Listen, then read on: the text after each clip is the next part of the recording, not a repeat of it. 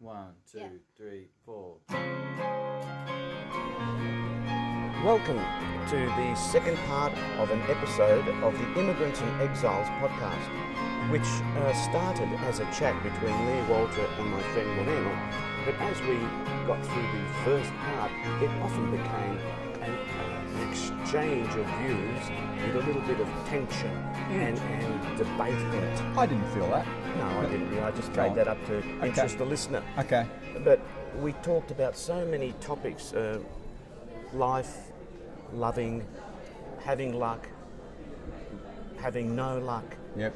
staying here, leaving here, Yep. that is Australia, going back to Italy, and why did you write the damn book in the first place? Yep.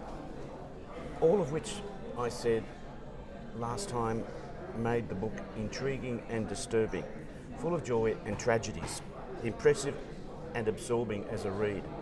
Now, we finished off last time talking about how you wanted to stir people up, which Yep. sort of went back to the very first question I asked you about what motivated you. Yep. And I said some people might think when you're criticising Australia or Australians, that is from a non-immediately migrant background, Yep. that you're writing a kind of revenge story, you're upset about things in the past, which is fine, everybody's entitled to be. And I said, but in fact, in the passion, what you're trying to do is to validate as much of the totality of the past as you experienced it, and making demands of people who don't know all these unknown parts, saying, hey, pay attention, there's not just your view, there are many other views, and you're speaking truth to power. Other views is a very important point. There is another story that people never think about. The history of this podcast. The usual story is a short people came for a better life, one of Walter's but they don't songs. think This of the one other called story. Love Is So Sweet. And in fact, of the The rest of many the song other will be stories, played because as the every story outro. is different, Well worth a listen. and not all stories end up as the story of a better life. It's the other story that I wanted to tell. Because the For a Better Life story is a fiction. It's just fake. Well, in fact, I think that while within our minority cultures, we know a lot about this stuff. People who go backwards and forwards, people who return and don't come back, but not because they've been victorious necessarily, but because they're defeated. Yep. So they have to make peace with the past that they left to create a new present. Yep. But I think that most people who don't come from a minority culture, as you say, are not aware of this. So this kind of literary work is making people aware of them. Now, one of the points I wanted to make was that if the book is a form of literary revolt, which I think it is, all art is a form of some kind of revolt, a rebellion against what human beings easily slip into, and they call it the norm, the mores of a society, the ethos. Yep. I'd like to recount a quick story of the prejudice that's always working below the surface. Now, we know the example of Peter Dutton telling us from Queensland that Sudanese gangs were forcing Victorians everywhere to hide in their homes, not go out to restaurants. But no, that reminded me, and that was completely BS, it reminded me of my dad telling me that when he was working as an accountant for a quarry factory in Hawthorne, he was on the train one day going from Richmond, which was our first home in Green Street, that some men challenged him because they saw he had a newspaper which they could not read from the other side where he was sitting. And they said, "What's that?" He said, "I'm reading my Italian paper." "Why can't you, understand English?" And of course my father spoke. He was a polyglot. He spoke many languages, so he was perfectly conversant with English, and he felt quite menaced by that. And I think a lot of us have been. I know I was growing up at school too. Mussolini, we're going to hang you up by your feet. And I was thinking, how the hell do these kids even know about that? And why would they feel like that about me? So I think your book is importantly, bringing things like that or other things that even I haven't experienced, which we can't talk about because they're too scandalously fascinating to read in the book itself. Yep. You're bringing those facts to the surface. Well, I certainly tried to do that. I mean, that incident with your dad on the tram, a lot of these things happen on trams, Walter. Train. And trains. Trains, yeah, he was on a train. He was on a train. Yeah. Look, I've got a story, and I'm sure other people listening now will have stories, similar stories, set on trams and trains. And the idea of, okay, a Dago reading a Dago newspaper. Oh my God, I hated being called a Dago. Isn't it terrible? And when I found out that it was just the Spanish word Diego, Yeah. then they somehow compressed it into something that sounds terrible. That's right. It's a disease. I know. You're a Dago. Yeah, I know. Look, and this is why I wanted to use the word Australia and Australian as dirty words. Yes. Okay? Dago is a dirty word, okay, for foreigners in Australia. It was. And I thought, okay, let's flip the table here. We'll turn the table and use the word Australia and Australians as a dirty word. It's a deliberate, it's a rhetorical device. Yeah. I thought, I'll go for that. It was a little bit scary to do that because, I have a lot of Australian friends. There's a lot I love about Australia. Of course. But this part of my experience wasn't very nice all the time. And I realised people were just ignoring its existence. So I thought, okay, I'll turn Australia into a dirty word.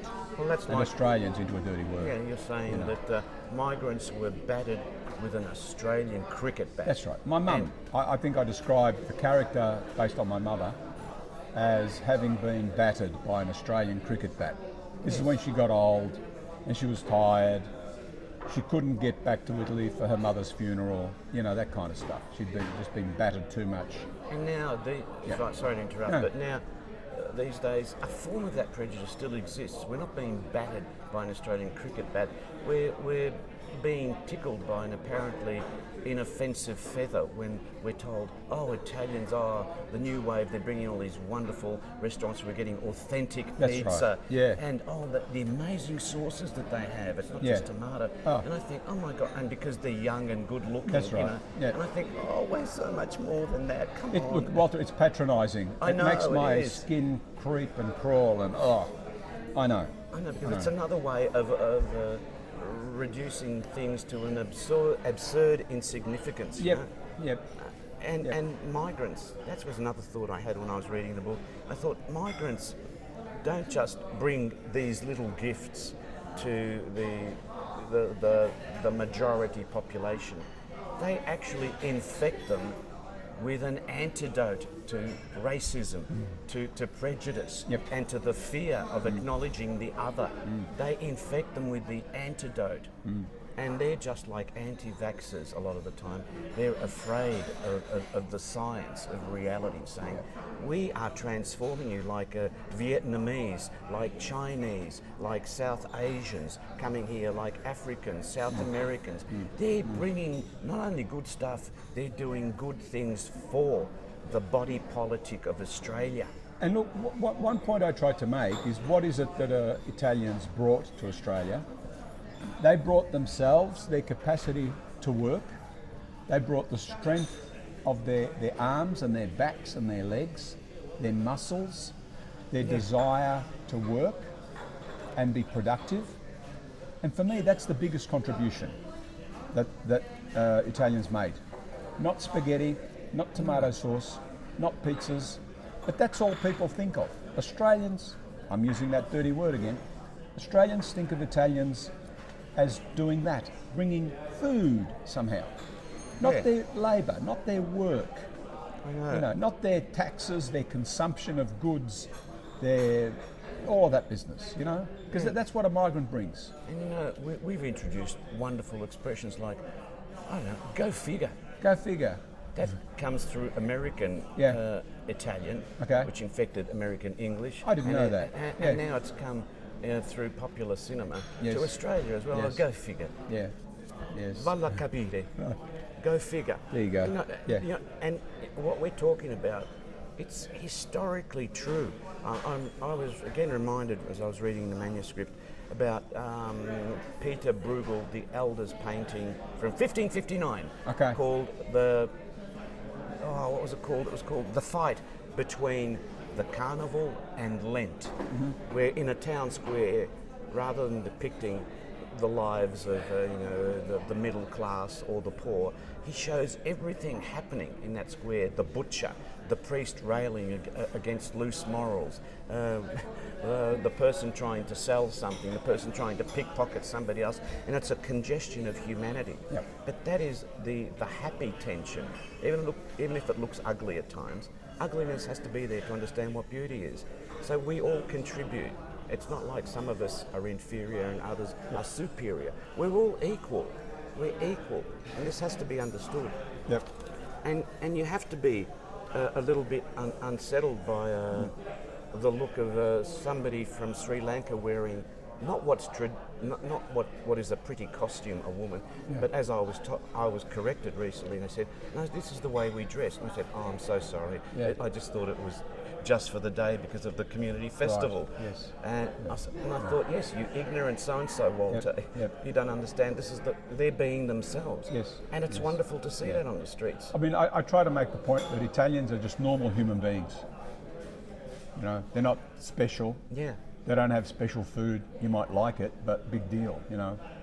Food is food, and if all you can talk about is Italian food, then go get a history lesson or something, you know. Yeah.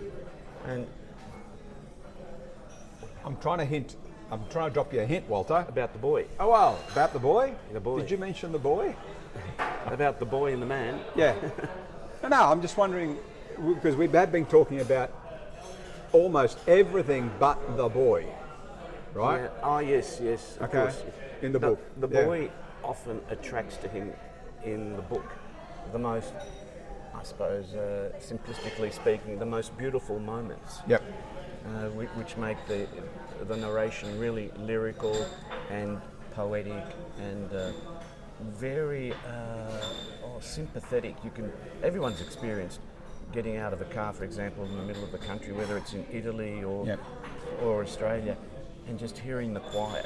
Yep. But then the quiet starts to get filled with all these sounds that are unusual. Yep. Bird noises, a dog barking in the distance, even kids screaming. And think, where are these kids? I can't see them. They Yep. may be kilometres away, but Yep. but the space carries the voices. Yes. And it's like listening, for me, to a plane that's going over the skies on a Sunday afternoon, Yes. and I'm mesmerised by that buzzing noise. Yep. I don't know what it is, but it touches me deeply. Yep. I feel at peace, you know. Yeah. And that peacefulness and sense of life's preciousness is present when the boy also contemplates his family. It's a little bit idealised, but at its best, I think it's correct. Well, you know, the boy is based very much on my own experiences as a boy. Of course. Until it was that period before my family went back to Italy. Because going back to Italy just turned everything upside down. Ah, yes. But in the period before that, that I did a lot of just walking around, fishing, sitting on the riverbank fishing, riding the horse, walking through paddocks, visiting neighbouring farms, out and about doing things like that. And yeah, they're precious memories. They're precious memories. They're based on what really happened. A few things are made up, you know. But Yeah. they take us back to our souls, that's what I think. I mean, I've got my daughter who's coming back from Western Australia, a car trip with her kids Yep. and her husband. They look like they're having a lot of fun. But I'm just struck by the fact that often there are beautiful pictures of the coast, the beaches, the sea, but there are often pictures also of being on a carnival ride Yeah. or on a choo-choo train with Yes. the kids, you know, Yep. or jumping around on trampolines. And I think, Yep. yeah, all these endless distractions, which sort of you could do in Melbourne as well. Yep. What if you just went and lived down by the sea for a month? You know, so almost to the point where you thought you were bored. Yep. So then you have to scratch around for something to do, and then you realise maybe just doing nothing, because Yes. it is possible to do nothing. Yep. is a way of finding that you have detoxed from what is called life, and you're discovering something to do with existence. I had a which is lot of more fundamental. Yeah, and that's the beauty I of did a lot those of that. moments of Yeah. what you called Yeah. fishing, walking, riding. I a did a horse. lot of nothing because there wasn't much happening. You Yeah. know, just walking along the road But you're finding with yourself with when a you're stick, doing that. You know, When I was at Yeah. uni, Yeah. the best students I ever had, not necessarily the brightest, Yep. the best students I had were the ones that came from the country, Yep. because they seemed to be very settled in their own skins, and they were interested in what we were doing. Yep. Whatever they could give back, they did. They did the work. And the city kids, even if they came from private schools, well Yep. tutored, in terms of their intellect, well manicured, Sure. they often displayed a lack of real passion or profundity of interest in what was happening. And they'd be giggling at the back or Yep. checking their phones about. Yep. The other kids weren't doing that, the ones from the country, and I could Yeah. always pick them. Yep. And they were happy to interact. Mind you, look, mostly this is a childhood that I'm describing. I'm talking about childhood before the awareness Yeah. comes. Oh yes. The awareness comes when your parents take you to Italy and you think, oh shit, what does this mean? Am I still the same person I was at Buffalo River, or has something happened now? Am I something different? I can't be that Buffalo River person anymore. So, when I'm writing about the boy in the book, I'm writing about moments frozen in time. Yeah. They didn't actually lead anywhere. They stopped. They stopped there, so they're beautiful memories. Because I found when I came back, I couldn't go fishing anymore. When I came back from Italy, after living in this small village, surrounded by friends and family and a completely different way of life, I could no longer sit on a riverbank by myself Okay. and enjoy the silence, or I just couldn't do it. I tried. I wasn't interested in fishing. I had to be in Melbourne. I had to actually be in Melbourne where there were millions of people, lots of things to do. I started going to the football. You can visit art galleries, you can buy books every week. You were re-establishing a balance. Oh, definitely, yeah. Yeah. Finding Yeah. the universe that you could build, in which you were at the centre of. Yep. Not in an egotistical way, but just in the sense of being able to relate to the things around you. Yep. And this is a consequence of being the son of migrants. Yeah. Especially if they start taking, you've been through it, they took you to Italy, brought you back, you went backwards and forwards. So Like a possession, they threw you in a That's suitcase and packed up, That's and right. then they opened the suitcase and let you out. I felt like that too. Going Yeah. backwards and forwards, even Yep. if it wasn't with my parents. Yep. A lot of times it was on my own. Yeah. So that's the boy. That's the boy. And I sometimes, after I'd grown up, I said to people, I can best describe Oh, it. you've grown up. No, not really. No, Nobody okay. says to me, No, I've grown up. you've grown up. Go on. Okay. I would sort of churlishly or comically say to people, I think my real home is somewhere on Mauritius, in the Indian Ocean, between Europe and Australia. Yeah. Because then that would be a new reality and that would be my place. Whereas Australia's not my place, and then Italy in the end ended up not being my place exactly, even if I feel emotionally more connected to Italy.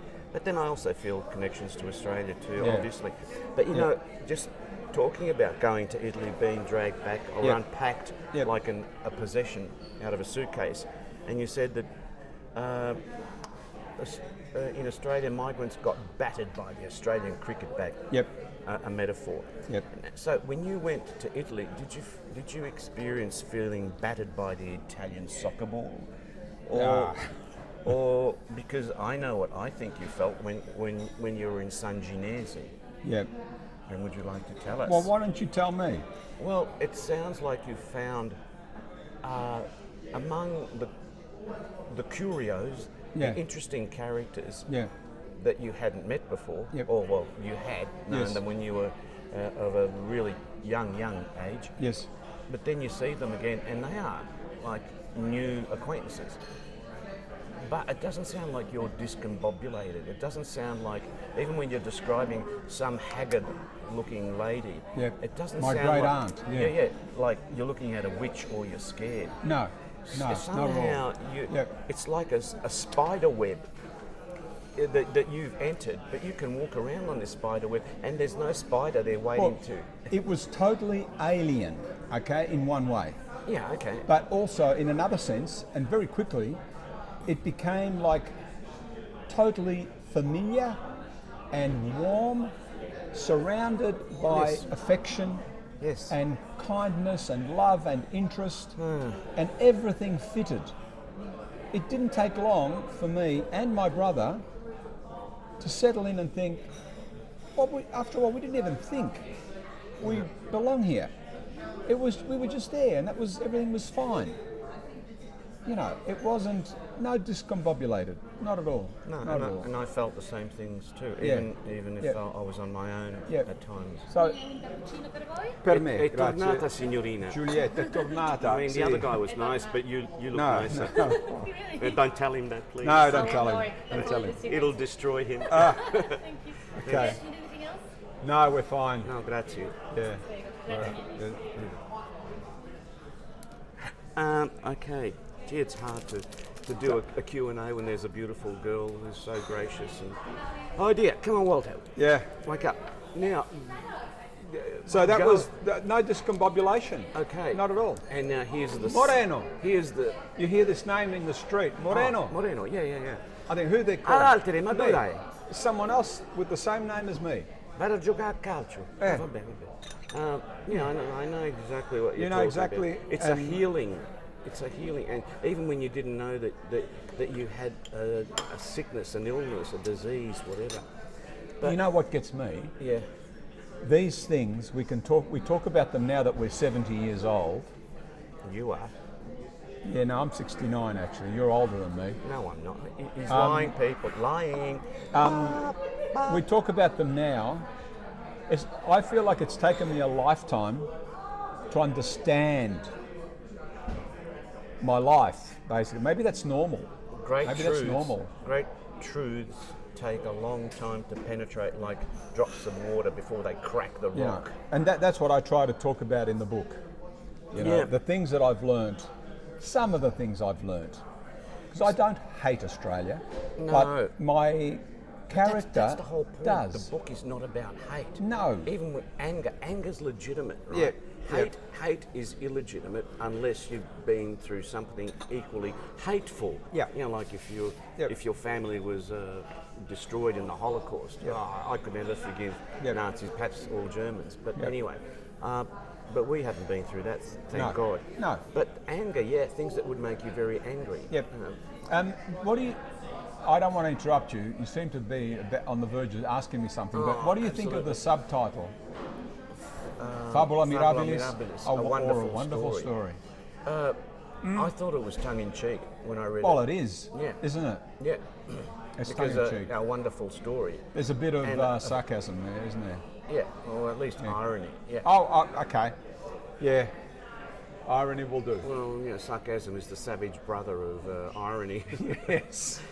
Yeah, no, definitely. As soon as I read irony, that, yeah. I thought, I like it, but are people not going to get it because of the... Well, that's why we didn't put it on the cover, Yeah, because we thought but it doesn't matter. Australian readers can't handle Let people get two educated. Latin words. But it's on the title page. Inside is a title page called The Immigrants, Yeah. Fabula Mirabilis, or A Wonderful, Story. Yeah, no. Okay.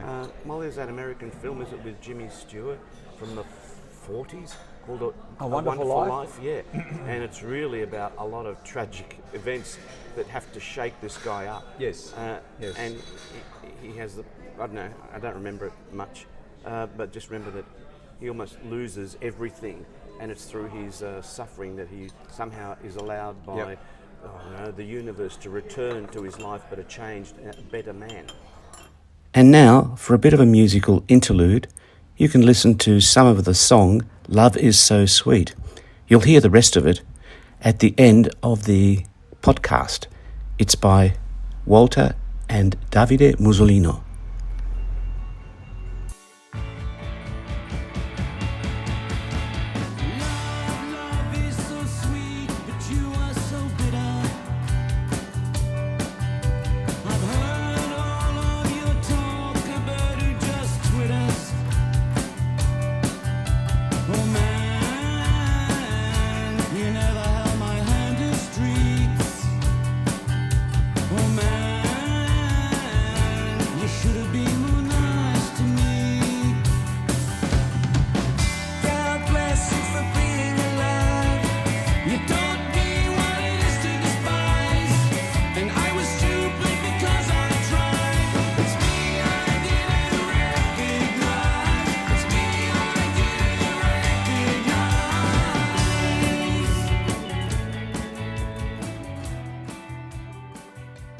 Let's introduce a little sour point there There you go. to going back to Italy, so that people don't think, it's all utopian and a bit silly. Yep. Repatriation. It's clear from one of the chapters, I think the character is called Beppino, that repatriation isn't necessarily the answer to a migrant's problems. Yep. Regret. He has regret at the point of dying. Not only because he came, but also going back. It wasn't a solution. Yep. So you see not only the mortality of migrants, but also how they have a sense of disorientation through the backwards and forwards movement from one continent to another continent. I think they keep shedding parts of themselves or losing bits and pieces, as they go. And see, not all of you is in one place. Yep. You've lost bits over the Indian Ocean, and not all of you is in Australia. Was my impression correct? Repatriation is not a solution to the ills of being a migrant. Okay, well, first of all, to start off, I like playing around with words. Yep. The Italian word rimpatrio, I remember looking it up years ago. Being reinserted. Sorry? Being reinserted into. Yeah, your rimpatrio, culture. for me, just going back home. Yeah, going back home. Right? That's right. Yeah. It La patria. literally, I mean, it's almost a false friend in English. Repatriation. Now, I'm familiar with the use of the word repatriation here in Australia as the word to describe returning soldiers who've served in a war back home. That's right. Yeah. To Australia. That's repatriation. Yeah. Okay. And I thought, Italians say rimpatrio for just going back home. Australians say repatriation when you're coming home after the war. And I'm thinking to myself, could I just call it repatriation? I wanted to make it sound unusual, the process of going back home to Italy. And I'll use the word that Australians use for a completely different purpose. I'll use that word. And for me, it also had, and I don't know what readers will think about it, but it also had a hint of, we came over here, fought the war, and then we went back home to Italy with all the injuries and the wounds and the trauma and all the rest of it. You go to be fixed up. Yeah, you go home to be fixed up. And I wanted the repatriation to stand out in readers' minds, so I used it a few times, just to raise the significance in their minds about this process of going back. That was my main purpose. And obviously, did it work? No, it didn't. It didn't work. In fact, if anything, it created more problems. But it was inevitable that we went back. That was going to be inevitable, and it wasn't going to help. It wasn't going to work, and it didn't. It didn't help at all, because of the way it turned out.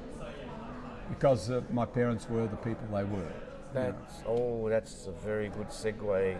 Subconsciously, telepathically, because maybe it sounds extraneous to the book, but I've often wondered: are migrants, especially, I don't know. If you think of all the people, even after World War II, who didn't migrate, and were not in improved circumstances, Yeah. right? Because Italy didn't boom economically till late 50s into the 60s. Early 60s, yeah. So, hey, they still got half of the 40s, Yeah. all the 50s to go. Yeah. And I know that the bulk of my dad's family is in Milan. Yeah. I've got Milanese relatives I've never met. Yeah. Just a few came to Australia. Yeah. Is the migrant a particular type of personality? Well, You know, and just like, is it made up of people? So I remember even this, my dad when he was towards the end of his life saying to me, and you've said this about your dad too, and I've heard it from other people, Walter, it was a mistake to have come. Yep. Don't you think? Of course, you reinforce the positive and say, no, but Dad, look at all the great things you did while you Yep. were here. You know. Yep. Yes, I don't think we should have come. You know. Yep. There's a kind of melancholy in certain types of people. Yep. So I was just wondering whether maybe they're the ones who are restless. You know, they've got to go. Sure. I think that's certainly a category of migrant Yeah. that is restless. My dad was one of the restless types. He didn't have to emigrate. He was looking for a better life, actually. Yeah. He was. My mum kind of went along with him. She wasn't a free agent in a sense. She followed him. She followed him here, back to Italy, back here, back to Italy, and back here one last time. But my dad was certainly a restless character. You know, there's a kind of feeling that migrants are also more susceptible to mental health problems. Yeah. They're more likely to suffer from mental health problems unless it's the stress of immigrating that does that to you. But yeah, certainly there's a category of migrant who is prone to that kind of thing. There's a restlessness in them. Yeah, and my dad was certainly one of the restless ones. Yeah. So, Yeah. could I ask you like a last question, let's Sure. say? Sure. Since even the role of the family, for example, if I think of Boy Sky Radio, that chapter, Yeah. there's comfort in the continuity of the family for you. Yep. There are bridges of connection because of the territorial familiarity of the language that you travel through. Frat, hey frat. And you're Frat. saying fratello, brother, Yeah. fratellos. Frat. And I just loved hearing. Yep. Whenever I heard you and your brother speaking, I thought, Yeah. I love that. I wish I was the third wheel Yes. in this machine here. I have to learn the vocab. And I Yeah. thought, there's a security there. But when you kind of freeze it in time, as a book does, Yep. you think, well, we've all moved on from there. Yep. You know, and issues crop up in life. Yep. So, is one of the, I can only think in literary terms now, the salvific, the saving Yep. grace of art, Yep. right? Yep. The fact that it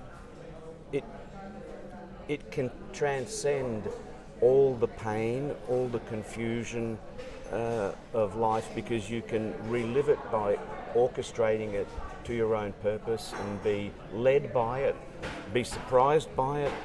You can experience a bit of time displacement, but it's a form of renewal in the moment that you're writing, and it's a therapy. It's a therapy of sorts. So what you show to yourself and what you experience actually, that through the choice that you made to write this, and it's a big undertaking, people, believe me, to write a novel, to do anything that has nothing to do with work, but it's a compulsion that you've got. The choice that you have made to do it shows that a strength exists in you that goes beyond melancholy and something that your parents didn't have, in a sense. You have an ability to have expiated suffering, right? So it's at one remove from you, whereas your parents, being caught up in the physicality of work, the work of survival, right? Yep.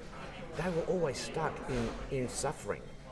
Yep. No matter whatever pleasures and joys they had, playing cards at the Garibaldi Club or meeting other ladies and Yep. having intimate friendships with them, but they always seem like compensations for the pain.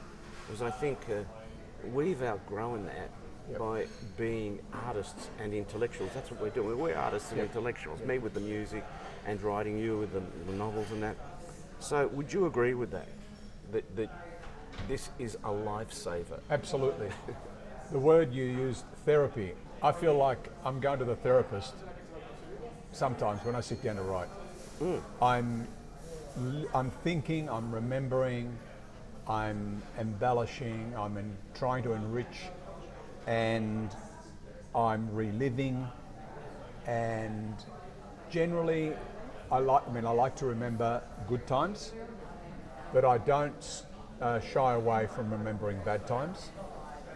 But somehow they all lead to an understanding, an acceptance of what happened, and I can put it aside to some extent, having done that, having written about it. And that is what drives me to write. The first book, I wanted to remember what it was like living in San Ginese in the late 60s, and remembering things I'd never experienced that my father told me about, going back to the 1890s. I find that being able to write and tell stories, I suppose I'm a lapsed Catholic. Maybe if I hadn't lapsed, I would still be I'd be going to confession and telling the priest some of my stories. But I do it by writing. I do this by writing. I'm kind of confessing my sins, the sins of others. It's a kind of therapy. Yeah, And it's, for me, it's beautiful. And I suppose in a sense I can't be hurt anymore, although you can experience. It's painful to remember some things. Yeah, and it also takes courage, as you said, to be, because you're not an aggressive type, but to be aggressive in that polemical sense, using the word Australian deliberately as if it's some kind of disability. Yes. And you're scared while you're doing that. Yep. It's like me writing certain lyrics and I think, oh, there's no way I can sing that. That's right. And then I think, oh, stuff it, I am going to sing it. Of course you can. Besides, Walter, at my age, what's going to happen to me? Huh? What can anyone do? They'll come for me with pitchforks and there'll be popes in heaven waiting to hang you all over again. No, look at compliments on the book, and I think it's a wonderful concession, the book, to the sweetness of sorrow. You know, embrace your sorrow because you will find the sweetness of living inside that sorrow. Yeah. You're not a victim. That's what I think. Often they say these days, you're not a victim.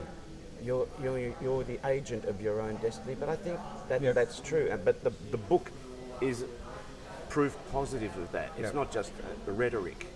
And what you said about sweetness of sorrow, I think the last page of the book, to me, epitomises that. The house on the hill. The house on the hill. I changed the heading, the title for that page, from The End to Now and Forever. Yeah, that's... Now and Forever. Amen. You know, there you go. So but it's certainly therapy, Walter. Let's congratulate you. Thank you, Walter. Un applauso for Moreno and his second book. And I'd love to tell you about the third one that's on the way, but no, you can't. Yes, modesty forbids. Not yet.